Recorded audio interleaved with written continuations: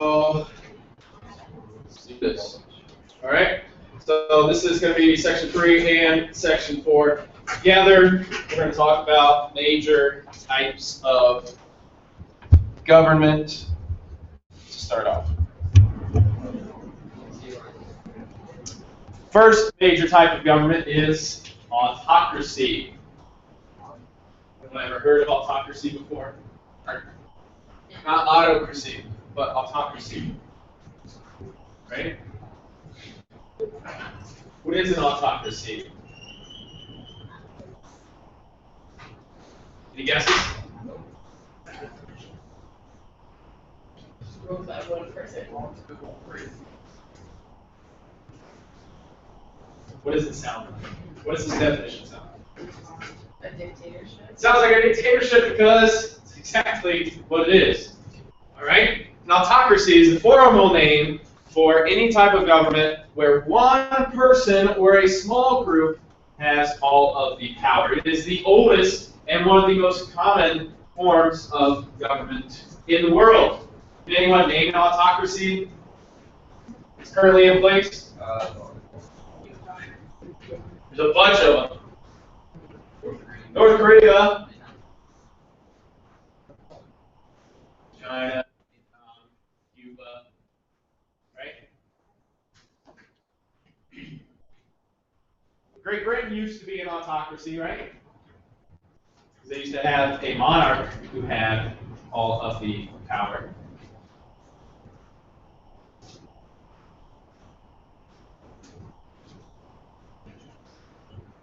Autocracies usually maintain their power through one of two ways. Either it is inherited or passed down through their lineage, or it is taken by force, usually military or police.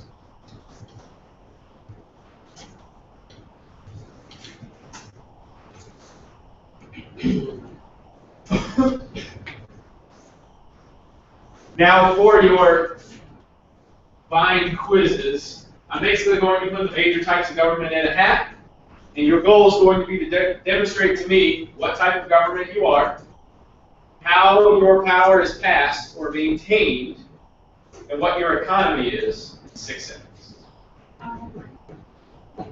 Okay? It sounds tough, and it's a little tougher to do even than that. All right? Yes? No, absolutely not. I'm not going to ask you to do any filming outside of class because all of you could be from any number of schools in the county. So getting together outside of schools can be difficult. A lot of you have jobs as well. So I reserved the LRC for us, and that's where we're going to be having class filming by telling the LRC. So I'll let you know when you need to go there. All right? So autocracy, pretty straightforward. One person or a small group with all the power, and their power is gained usually through inheritance or military force.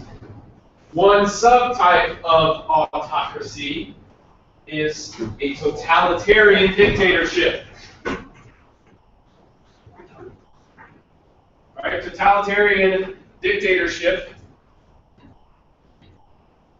is something we don't see quite as often, but still exists. One example, Nazi Germany.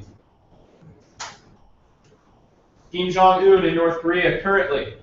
Okay, both of these people, their ideas, and theirs only, are glorified to the rest of the population. Meaning they take those ideas from the leader, and they say, oh, this is a spectacular idea, it's going to make us popular, and they do whatever they need to do to spin it, make it seem like a good idea, all right? And there's a P word that we call that, where we spin news to make people think one way. Propaganda. Totalitarian dictatorships use a ton of propaganda, which is a word we will discuss later on in the year. A little bit of foreshadowing action for you. But it is definitely something totalitarian dictatorships use. So if you would like to use some sort of propaganda in your Vine quizzes, that would also be allowed. All right? And they want to control not only all the social aspects, so what the laws are, what you can and can't do, but they also want to control economic life. So money, businesses. They want to tell businesses what they can do. They want to tell businesses what they can't do. They have total and complete control over them. Sound like a fun place to live yet? Yeah. All right. Another type of autocracy, a monarchy. This is a king, queen, or emperor that exercises supreme powers of government. Examples of a monarchy in today's world. Anybody know? UK has a queen, right? Canada does too, but she does the British part. They used to. It used to be the British one. They do not anymore. That's why Queen Elizabeth is on the coin money of Canada. Does anybody know what powers the Queen still has in the United Kingdom as far as government goes?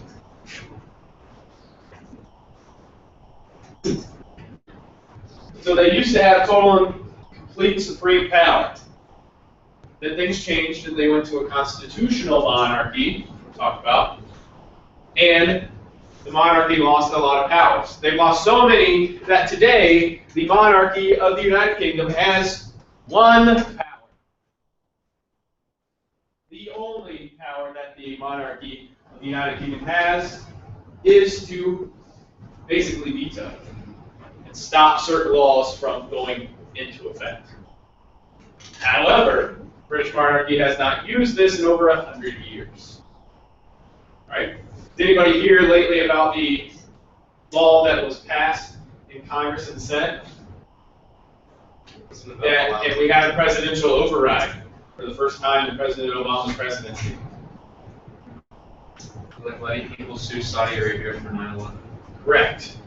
So currently, you are not allowed to sue sovereign nations because those nations have sovereignty. The United States Congress just made a law that allowed its citizens to sue Saudi Arabia for the actions of 9/11. Okay? President Obama vetoed that law on the grounds that he thought it would create a slippery slope and that it would allow other countries to sue us for something that they believe that we caused. So when a veto happens, it goes back to Congress. And if we get a 2/3 vote in the House and a 2/3 vote in the Senate, it passes. Does anybody know what the vote was in the Senate to override that veto? 97-1. There are 100 senators total. It means 97% of them said, we want to override this. It's one of the most widespread presidential veto overrides ever. All right, Congress, I think it passed 380-40. It wasn't very close, I believe.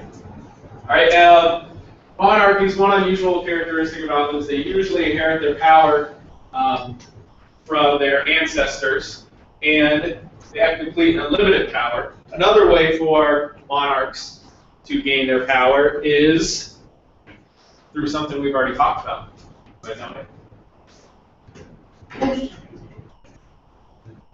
Divine right.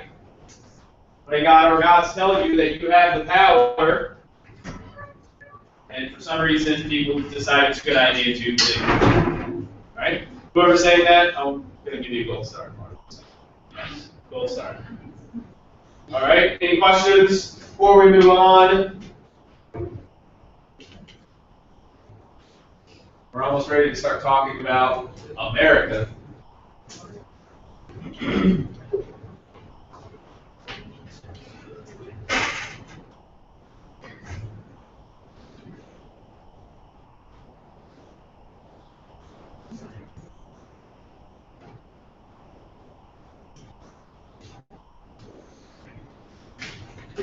All right. More types of government. Oligarchy, not oligarchy, right? Oligarchy. It functions just like, anybody ever heard the word oligopoly?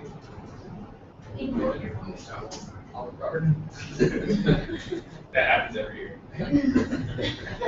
Not all garden, oligarchy, right? We do not have unlimited red states here, don't ask. That'd be great. Oligarchy is any system of government in which a small group holds power. So in autocracy, we're talking about one, who knows, single person. Oligarchy, we have a few.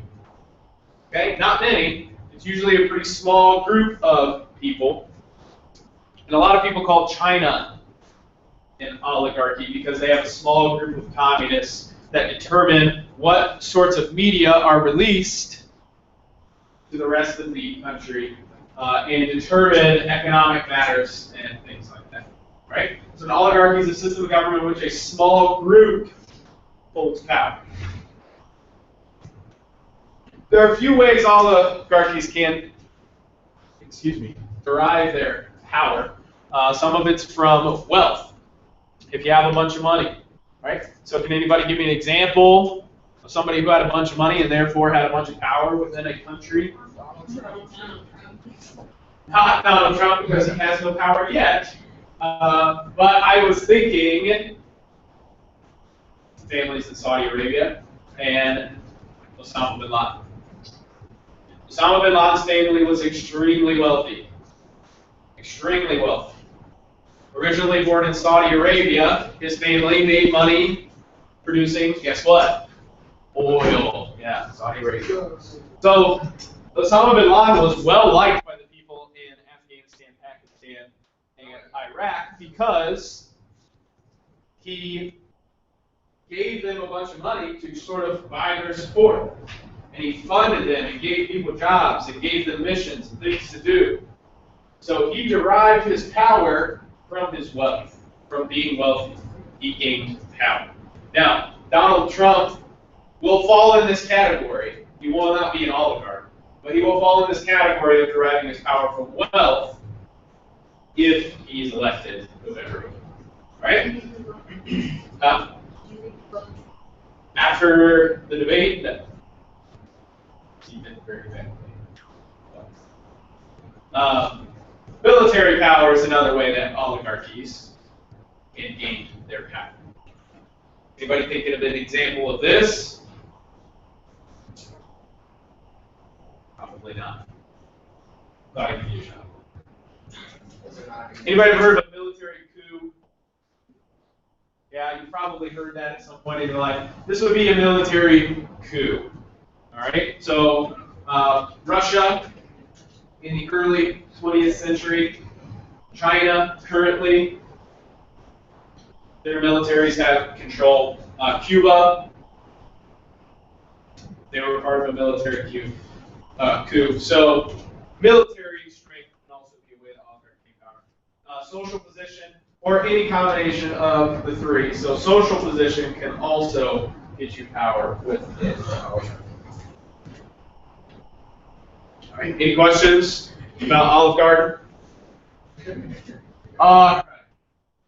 The main thing is that they claim the rule is for the people. So how many of you know what the official name of North Korea is?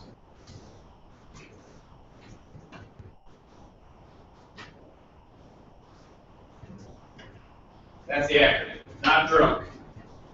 Okay, that's the acronym.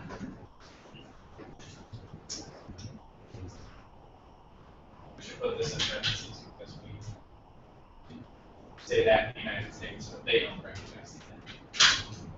Democratic People's Republic of Korea. Is North Korea a democracy? Do they have a republic? No. So they are using those words as a form of propaganda to make their citizens believe that their rule is by the people. Right? One way they can do this is to hold elections and make people feel like their vote counts, but then in turn only offer one candidate to be elected. So imagine living in a country where you're really excited to go vote and you show up and there's only one candidate on the ballot for every office. One person, right?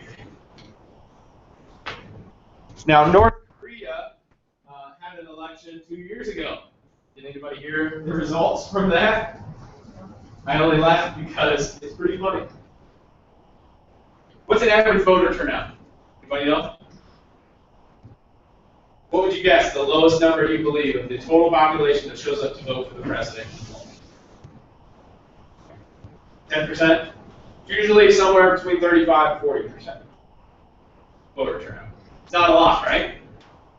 North Korea reported that 100% of the people that could vote voted. And that 100% of those people voted for Kim Jong-un, the most brutal dictator in our current life. So if you just think about it for a second, if one person was in the hospital sick that day of voting, they couldn't have had 100% voter turnout. So what do you think they did? They probably lied. They probably let people show up and vote for whoever they wanted, knowing that at the end of the day, they were just going to say, everybody showed up and everybody voted for me. See you later. Now that doesn't sound like a free election with power to the people, does it? But it gives the illusion that their rule is for the people. Alright? And finally, after spending 4 or 5 weeks now talking about people that you've never heard of, boring stuff, we get to something American. Democracy. Right? Did we invent democracy in the United States? Absolutely not. Did we perfect it? Yeah. Of course. Because we're American. Alright? Any system governed in which rule is by the people.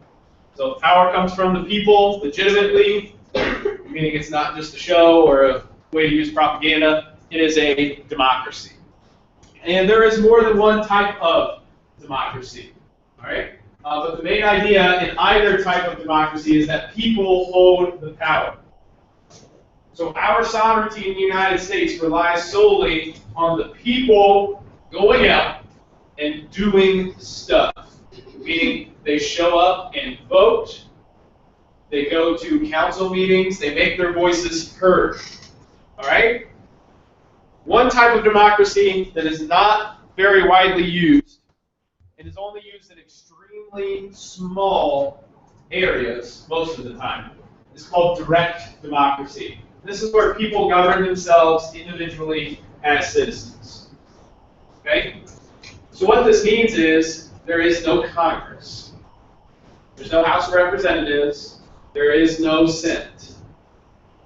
Okay? You have no one representing you. You represent you. You vote on every law. So anything that you want to be a law as a society, everybody votes on, and plurality wins. Unless it's a yes or no, then majority wins.